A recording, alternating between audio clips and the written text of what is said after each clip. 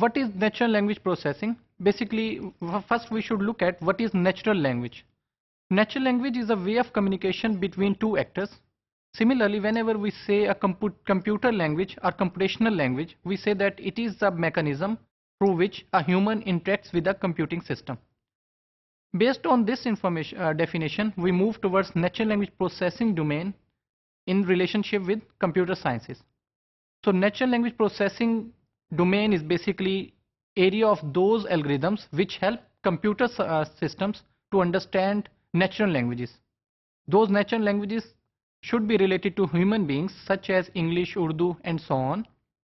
So by definition we can say that natural language processing is a field or area in computer science, artificial intelligence and computational linguistics which is concerned with the interaction between humans and computing machines. Then what is the major focus in natural language processing? There are basically two major parts of natural language processing systems, which are number one, natural language understanding systems, in which we try to understand what is written in a natural language format, and then natural language generation. Natural language generation means that we want to produce artificial natural language from a computing device. For proper working of natural language generation systems and natural language understanding systems, there is in between another system which is called human computer interface, HCI, which stands between a computer and a human and facilitates both the parties for natural language understanding or natural language generation. What are different methods to perform NLP tasks? So basically, first we should understand what are different NLP tasks. For example, if I say that a boy is playing football, can I say that this sentence is related to the class of a sports scene? So how we can decide this is a sports scene? If I say that football basically is a equipment for a sports, then we can say that okay, this scene or this sentence belongs to sports class. Okay, for working on this information we have different methods. Number one method is manual or handwritten rules.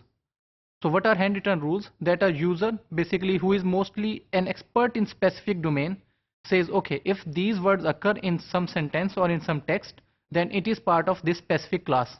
For example, in our example, which was a boy is playing football, football is the most relevant word which relates to the class of sports. Moving on, we have statistical inferencing algorithms. So whenever we talk about statistics, we need very huge amount of data, and then based on that data we try to find out or classify our textual documents or data.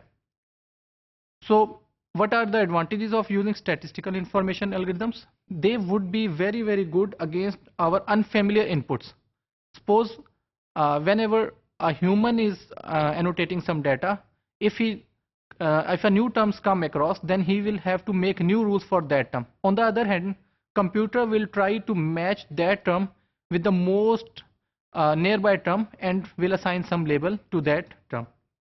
Similarly, they are robust to erroneous input. Erroneous input means when some words are misspelled or accidentally omitted, यानी कि उनको हम अगर लिखना भूल जाते हैं, then जो हमारे पास statistical inferencing algorithms हैं, they will be available, or they can put some class to that particular data.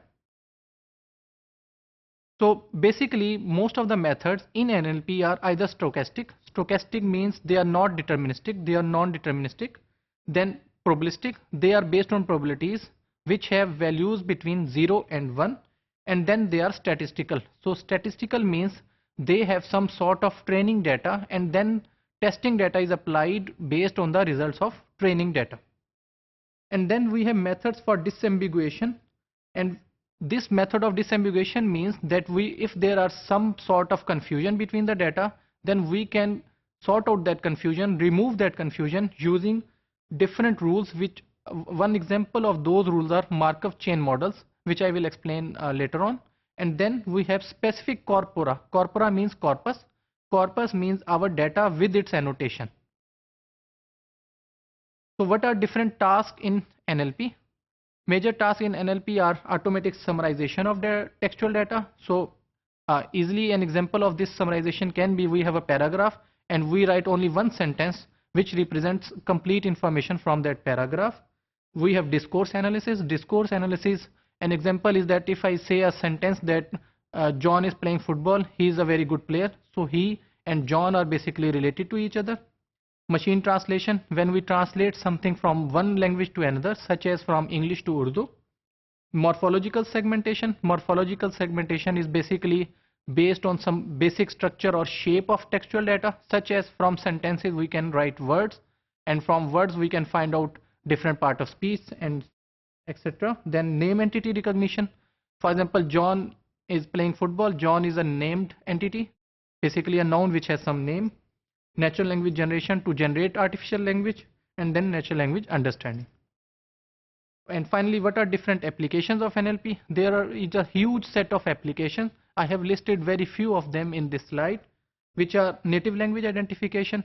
So if a person speaks, then we can identify if he is an either native Urdu or English speaker. Stemming. Stemming means conversion of verb to its base form, such as if I say goes, so base form of goes is go. Then text simplification, text to speech, text proofing, natural language search, and so on. So there are thousands of applications if we have some good engine for natural language processing which makes use of natural language plus computer machines.